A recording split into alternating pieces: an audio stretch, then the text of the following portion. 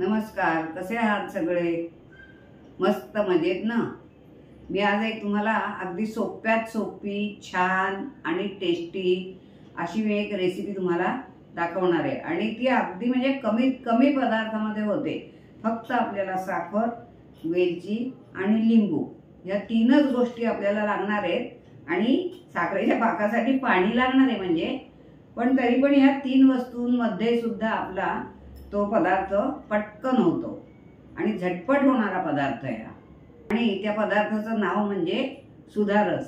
आणि पूर्वी हा सुधारस सर्रास केला जायचा, कारण पूर्वी काय अगदी गुलाबजाम, रसमलाई वगैरे हे असे प्रकार नव्हते आणि घरोघरी साधारणपणे आता लग्नात सुद्धा श्रीमंत पूजन असतं आदल्या दिवशी, त्या दिवशी हमखास हा सुधारस केला जायचा। आणि लहानपणी मी सुद्धा म्हणजे आमची ब्राह्मण सभा तिकडे होती आमच्या गावाला, तर दरवर्षी तिथे लहान मुलांचे कार्यक्रम घेतले जायचे, स्पर्धा घेतल्या जायच्या।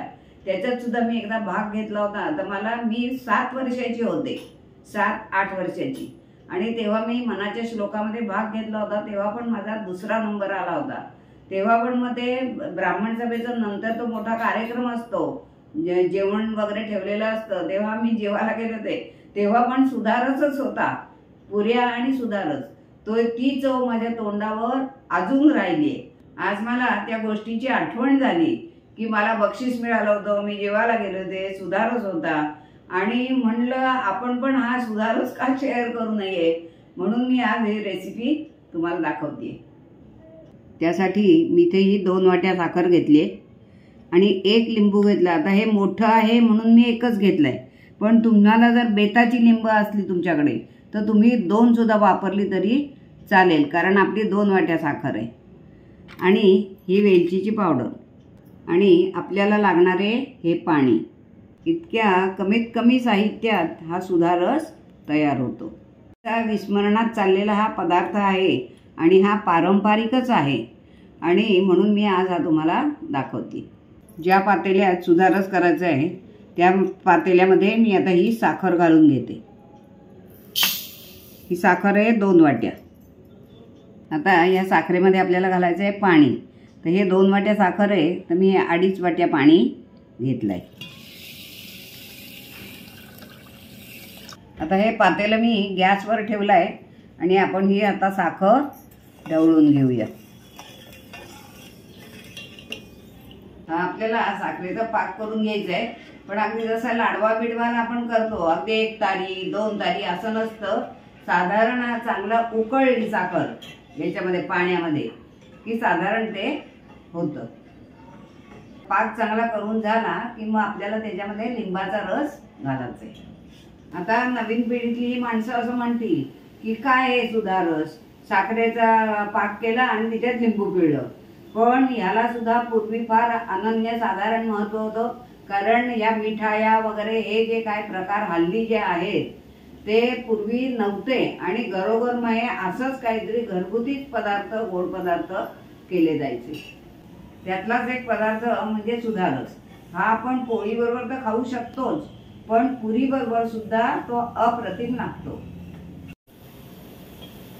हे बघा, याला आता उकळी आलेली आहे चांगली, आणि हा बघा हा इतपत झालाय। आता याच्यापेक्षा अजून थोडा घट्ट होऊ दे, नंतर आपण त्याच्यात लिंबाचा रस घालायचा आहे।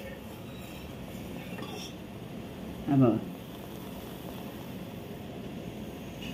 हल्लीची मुलं कॅडबरी, जाम, जेली हे कसं खातात आणि डब्यात बिब्यात सुद्धा किंवा अगदी घरी सुद्धा आवडीने जाम, पावाला जाम लावून, पोळीला जाम लावून, गुंडाळी करून अशी पण डब्यांतून नेतात। पण आमच्या वेळेला कसं तूप गुळ पोळी, पिठी साखर आणि तूप, किंवा आता हे असा सुधारस, हेच आमच्या वेळेला गोडाचे पदार्थ होते आणि ते पण आम्ही खाऊन एकदम समाधानी असायचो। आता हा पाक तयार आहे, कारण हे बघा डावेतून पडताना सुद्धा किती घट्ट दिसतोय आणि थंड झाल्यावर तो थोडा अजून आळणारच आहे। त्यामुळे आपण आता गॅस बंद करूया। हे बघा, साधारण घट्ट झाला पाहिजे पाक, म्हणजे टिकण्याच्या दृष्टीने सुद्धा बरा पडतो। मी आता गॅस बंद करते।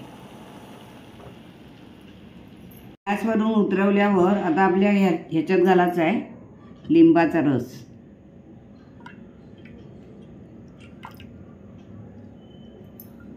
त्यानंतर घालूया वेलचीची पावडर. तुम्हाला जर आवडत असेल तर तुम्ही त्याच्यामध्ये केशर पण घालू शकता. हे बघा, हा असा आता झाला आहे आणि हा थंड झाला की अजून थोडा घट्ट होईल, म्हणजे पोळीशी पुरीशी खायला चांगला होतो. आहे की नाही झटपट होणारी आणि कमी खर्चात होणारी ही रेसिपी. आणि तुम्हाला जर आवडली असेल तर शेअर आणि लाईक नक्की करा. आपण पुन्हा एकदा भेटूया अशाच एका छानशा व्हिडिओमध्ये. तोपर्यंत मस्त राहा आणि विशेष म्हणजे आनंदी राहा.